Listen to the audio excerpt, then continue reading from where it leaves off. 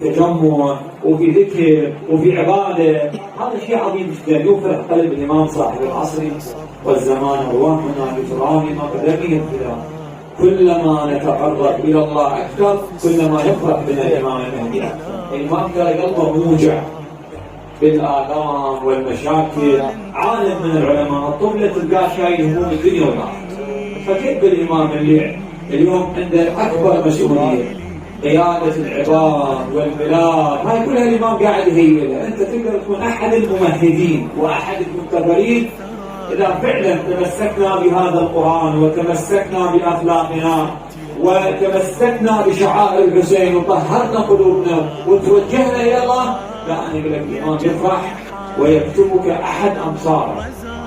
أنت بالدعاء تقول اللهم اجعلني من أنصاره وأعوانه وأتباعه وشيعته، الإمام يخليك بس تكون يلقاك بوقت الصلاة موجود، يلقاك في زيارة الحسين، يلقاك عند المصيبة تكون إنسان بمعنى الإنسان. والذين، هاي الصفحة الثانية الثالثة، والذين يقولون ربنا اصرف عنا عذاب جهنم إن عذابها كان غراما. شوفوا عذاب جهنم غرام، غرام يعني ما ينقطع عذاب جهنم. لا تتصورون جهنم شيء بسيط. جهنم اكو وادي في جهنم يسمى بوادي سقر. السقيل انه هذا يخليه لتاركين الصلاة، ما سلككم في سقر قالوا لم نكن من المصلين. شوف سقر جهنم، سقر اشتكى الى الله، جهنم اشتكت الى الله من سقر. جهنم اللي هي النار الرئيسية الأصلية، يعني الانطلاقة من عندها اشتكت إلى الله من سقر، شدة حرارة. شنو هذا سقر الله؟